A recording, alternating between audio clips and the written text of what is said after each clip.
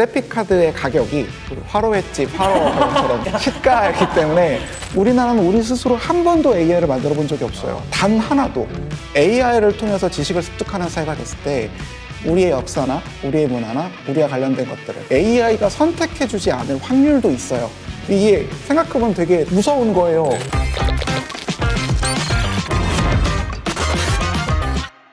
투자 세계와 현실 세계의 경계가 허물어지는 곳, 테마버스의 호스트 이시우입니다. 투자 세계 담당 이주호 기자입니다. 반도체 세계 담당 비트입니다. 네, 저희 1부에서 반도체 시장의 흐름에 대해서 한번 얘기를 해봤었는데요. 2부에서는 AI 바닷속 K 반도체에 대해서 이야기를 나눠보겠습니다. 오목교 전자상가 컨텐츠 중에 30초 만에 컷 편집을 해주는 AI 리뷰하시면서 혹시 나의 본업이 AI에게 뺏기는 날이 올 수도 있겠구나 하는 걱정은 안 드셨나요? 고백을 하자면 방송은 딸깍하면 되는 것처럼 사실 그렇지 않잖아요.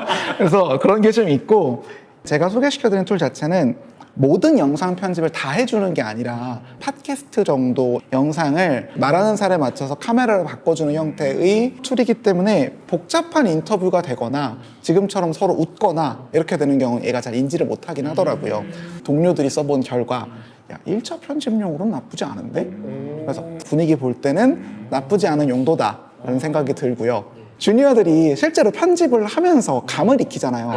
감을 익힐 새도 없이 딸깍으로 끝나니까 주니어들은 약간 문제가 될 수 있겠다. 또 숙련도에 따라서 그 AI가 얼마나 파괴적일지 그 정도는 또 달라지는 거네요. 최근의 영상들을 보니까 AI로 만든 영상들도 엄청 많고 구별하기도 어려워지고, 그래서 이 업계에 계신 분으로서 또 어떤 감상을 갖고 계실까 궁금했습니다. 현재 영상 AI 툴은 최강자가 둘이 있어요. 하나는 중국의 클링이라고 하는 서비스가 있고, 하나는 구글의 비오3라고 하는 서비스가 있어요. 6개월 전만 하더라도 아직은 조금 부족하다 싶었다면 이제는 현업에서 써요. 하지만 예전 선거방송 때 모 방송국에서 썼습니다.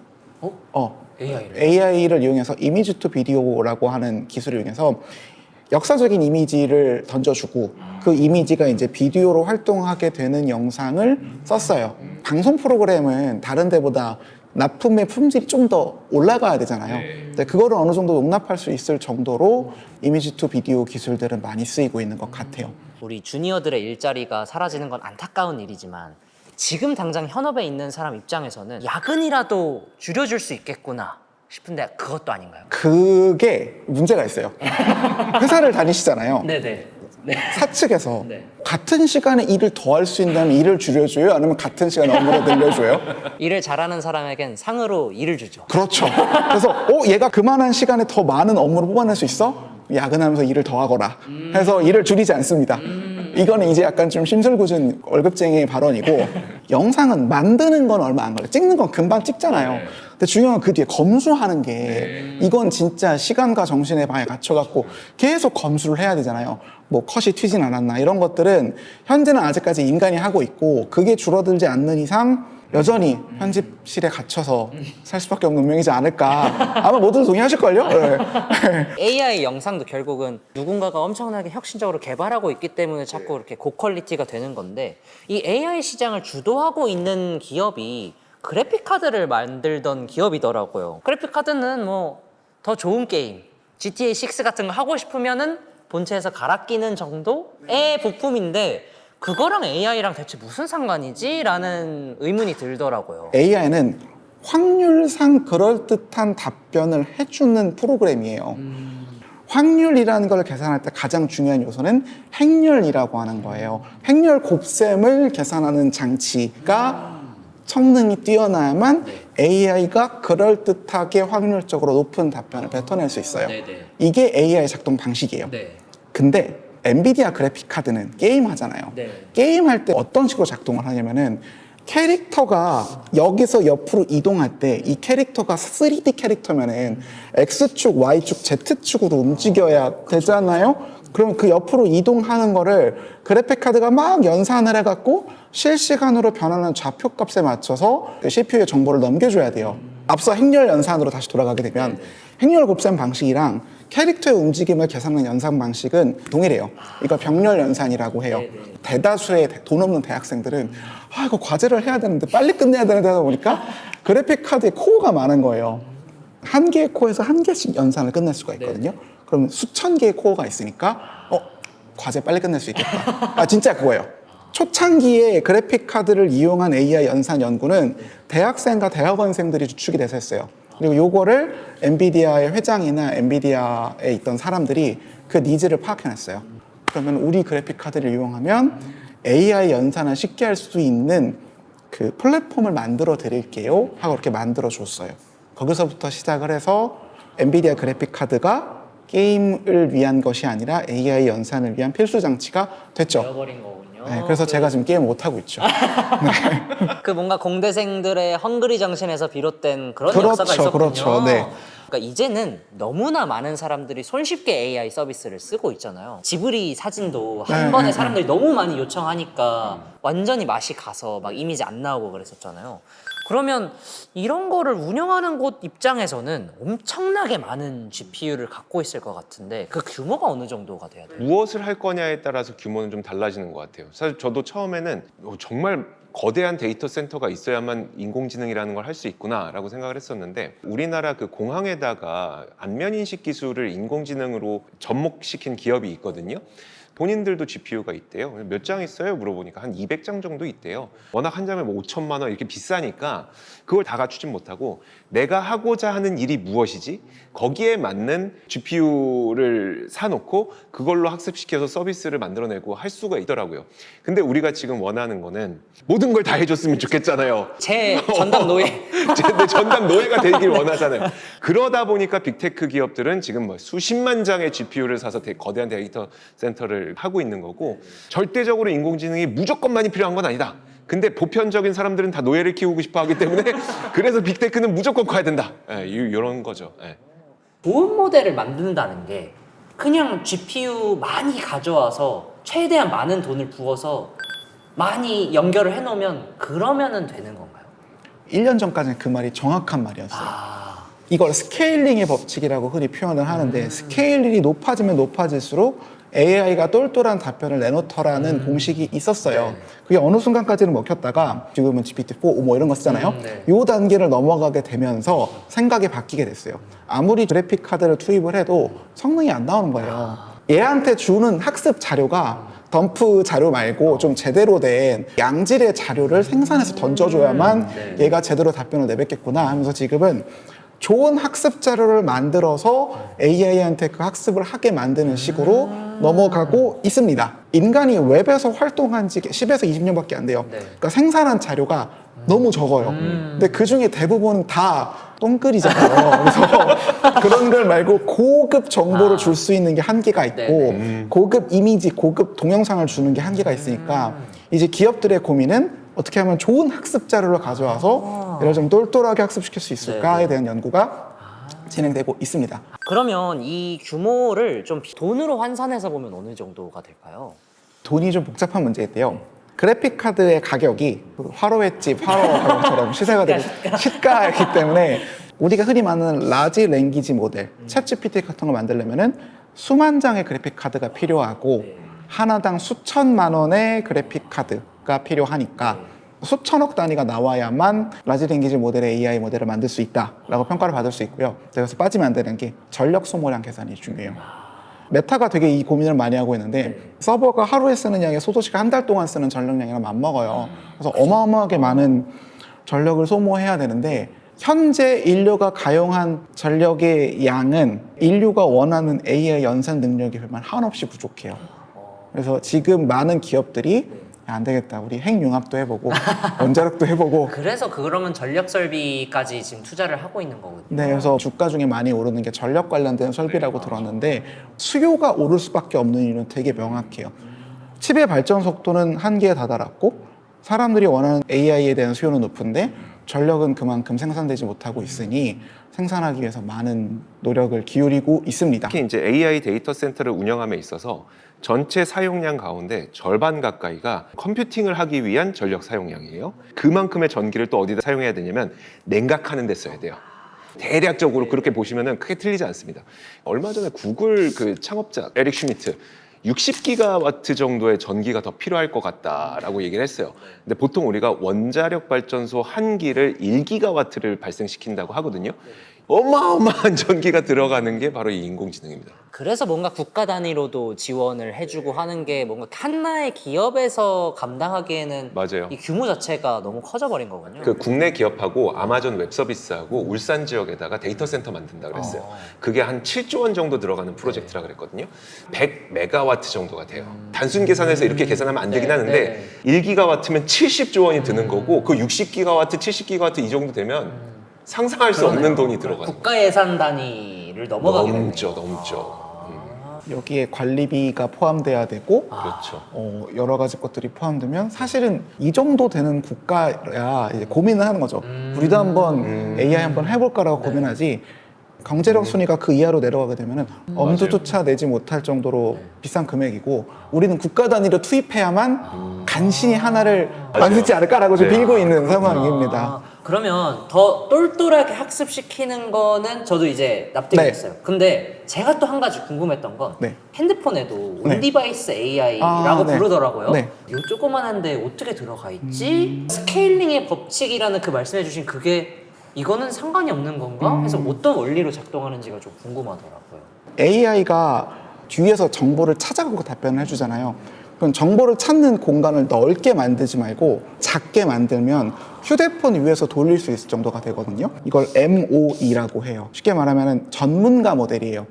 통역을 해주러 질문을 하면은 나가는 답변은 통역에 대한 답변만 하면 되겠네? 라고 한번 AI가 생각을 해요. 네. 그래서 책을 꺼내올 때 책 전체를 이만한 걸 다 꺼내는 게 아니라 통역책만 딱 갖고서 열어요. 그래서 들어오는 질문에만 답을 해주는 거죠. 지금은 시도를 하고 있어요. 네. 물론 아직 멀었습니다.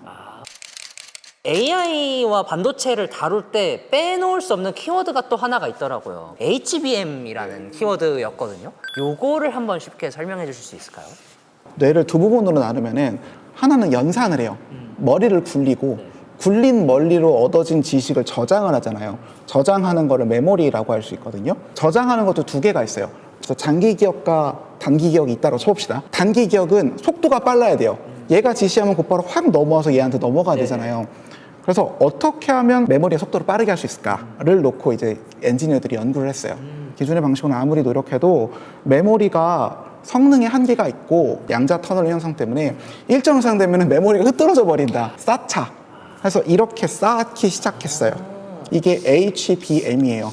내가 정보를 전달해 줄 때 빠르고 많이 전달해 주는 거거든요.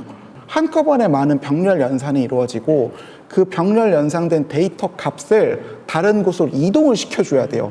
메모리의 폭이 좁으면 오래 걸리잖아요. 이 폭을 넓히는 거죠. 근데 그러면 메모리 반도체는 국내 기업이 대부분을 차지한다. 그리고 이 HBM도 메모리 반도체 중에 하나잖아요. 이 국내 반도체 기업들이 왜 시스템 반도체 안 하고 메모리 반도체 했지? 왜 이게 좀 더 돈이 되나? 이걸 좀 설명해 주실 수 있을까요? 사실 저는 시스템이 아닌 메모리 반도체를 한 게 전 더 잘했다고 생각하긴 해요. 전 개인적으로. 저도요. 예. 이거 왜 그러냐면 전체 시장으로 봤을 때 시스템 반도체 시장이 훨씬 더 크긴 해요. 시스템이 한 7, 그다음에 메모리가 3. 그러면 더 큰 시장을 노려야지 왜 메모리 같은 더 작은 시장을 노려? 근데 문제는 뭐가 있냐면 시스템 반도체는 맞춤형 반도체가 되어야 돼요. 예를 들어서 마이크에 들어가는 반도체를 만든다면 마이크에 맞는 반도체를 만들어야 되고 다품종 소량 생산을 해야 돼요. 그럼 이거는 많이 생산한다고 해도 수익성이 많이 남지는 않거든요. 근데 메모리는 그냥 원자재예요. 다 들어. 갖다 쓰면 돼요. 규모의 경제만 나오면 한 번 사이클이 돌아왔을 때 어마어마한 수익을 올릴 수 있는 거예요. 메모리 반도체는 규격화가 되어 있고 재료도 명확하기 때문에 그냥 대량 생산해서 효율적으로 만들어내기만 하면 이기는 게임이었어요. 근데 시스템 반도체는 고인물들이 너무 많아요. 그리고 고인물들끼리 연합이 돼 있어요. 이게 문제인 게 제가 아까 마이크 얘기 해주셨는데 마이크에 들어가는 시스템 반도체를 쓸 거면 마이크 회사랑도 풍짝에 맞아야 되잖아요. 이거를 시작했을 당시 우리는 진짜 세계에 볼 것 없는 변방의 국가였어요. 예를 들어서 마이크로소프트라는 회사가 당시 엄청 컸으니까 그 회사에 가서 우리가 시스템 반도체를 만들었으니까 윈도우를 여기에 맞춰주십시오 라고 하면 너네가 뭔데? Who are you가 되겠죠. 그래서 우린 이 시장은 안 된다. 규격화할 수 있는 시장으로 가서 성공을 본다 라고 해서 지금 이만큼 올 수 있었고 지금 와서 시스템 반도체를 기웃기웃하는 게 이제는 이름을 알잖아요. 뭐 회사 거기는 메모리로 유명하지 우리 시스템도 같이 한번 해볼래요? 하고 지금도 시도를 하고 있는데요. 솔직히 잘 안 돼요. 왜냐면 수십 년이 지났고 실리콘밸리처럼 특정 지역에 뭉쳐있는 사람들이 옆에서 쓸 수 있는 반도체 갖다 자기네 제품 만들 거잖아요. 한국은 너무 멀리 떨어져 있고 태평양을 건너가야 되니까 이게 안 통하는 거죠. 어쨌든 굉장히 복잡하고 조그만한 칩. 그래서 되게 치밀한 설계가 들어가야 한다. 이거는 공통될 것 같거든요. 설계하는 게 제일 중요한가요? 아니면은 이거를 실제로 제작하는 단계가 조금 더 중요한가요? 다 중요합니다. 지금 반도체 산업은 구분이 되어 있어요. 설계를 하는 곳이 있고 전공정을 하는 곳이 있고 후공정을 하는 곳이 있고 설계를 바탕으로 전공정을 통해서 회로에다가 새기잖아요. 생각보다 잘 안 돼요. 그래서 그걸 해줄 수 있는 게 또 디자인 하우스라고 하는 산업들이 또 있어요. 그러니까 이게 다 같이 가야 돼요.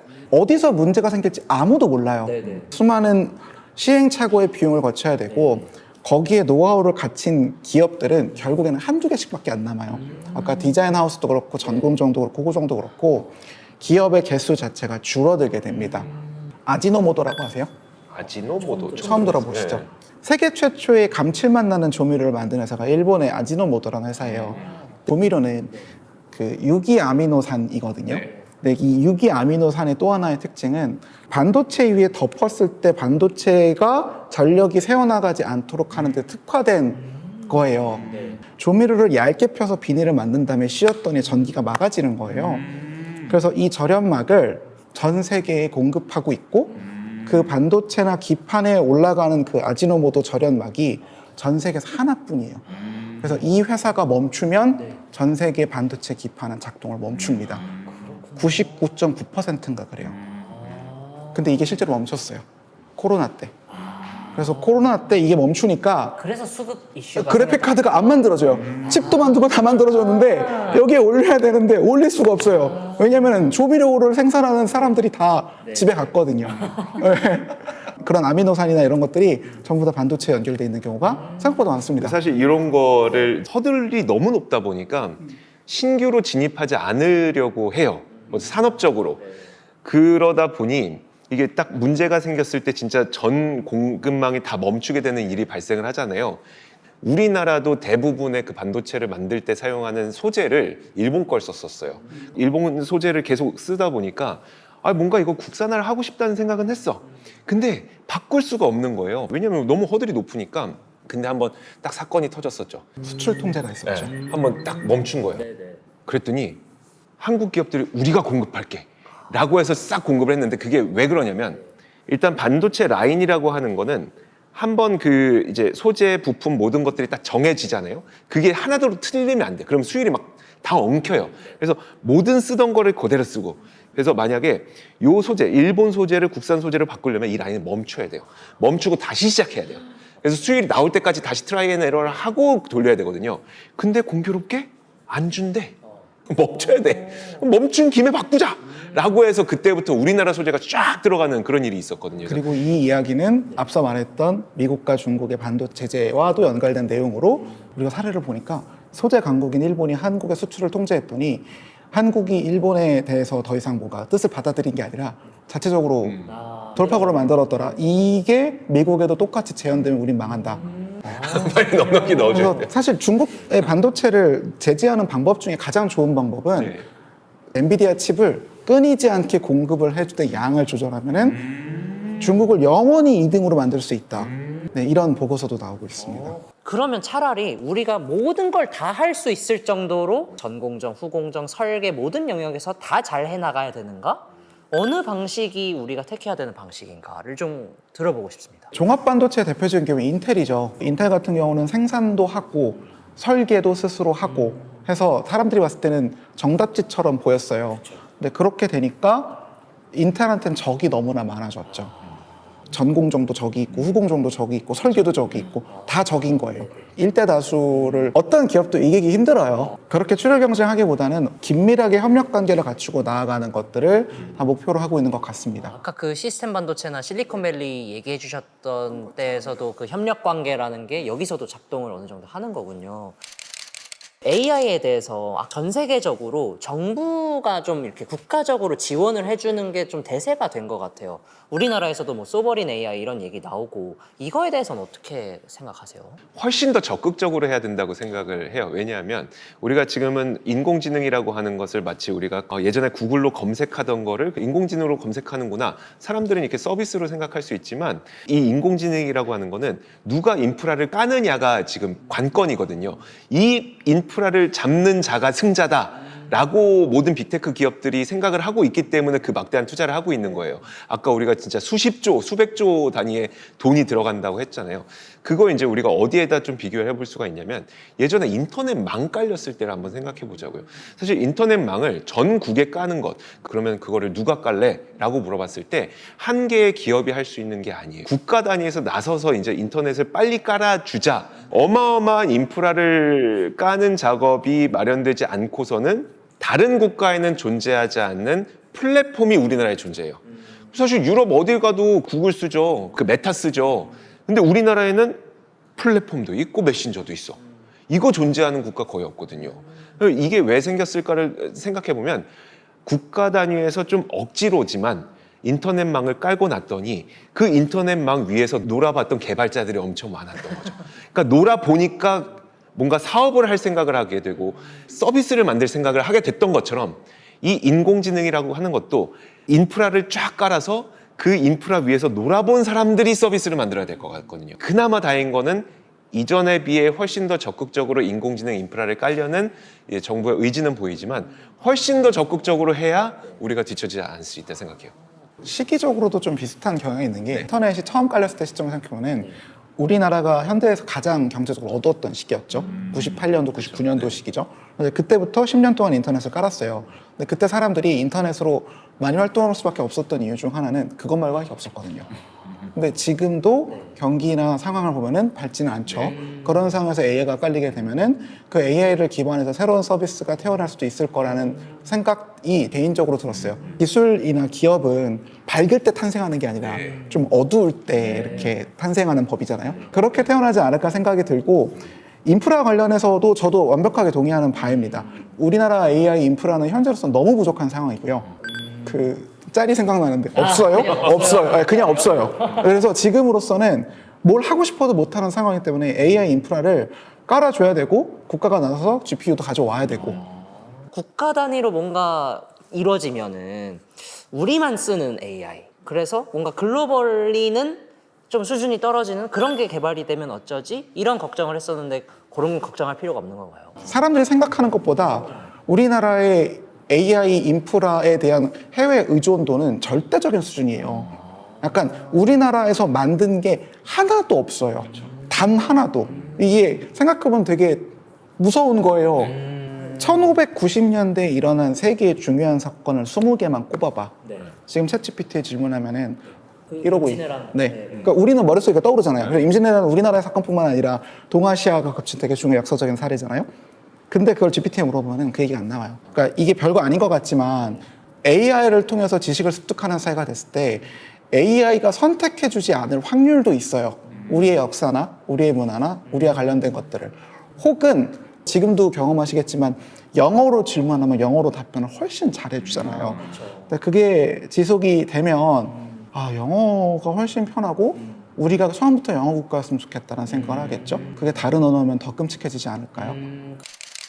AI의 개발 혹은 발전, 그에 따른 반도체의 발전이 우리가 가야만 하는 길이라면 이 반도체는 이 변화에 맞춰서 어떤 식으로 바뀌어 나갈 거라고 생각하세요? 일단은 전력부터 좀 손을 봐야 됩니다. 지금은 선볼 게 너무 많은데 지금. 전력은 일단 가장 먼저 손을 봐야 되는 것 중 하나인 것 같아요. 스마트폰 배터리만으로 돌아갈 수 있는 어느 정도의 챗GPT스러운 AI가 나온다 치면은 지금보다 더 다양한 분야에서 AI가 세게 되겠죠. 그래서 AI 반도체 전력 소모량에 대한 게 필요할 것 같고요. 두 번째는 앞서 잠깐 말했듯이 시스템 반도체가 결국에는 예를 들어서 냉장고에 있는 AI는 냉장고에 필요한 부분만 담당하는 전문가 형태의 AI의 칩이 나올 확률이 높다라고 저는 생각을 합니다.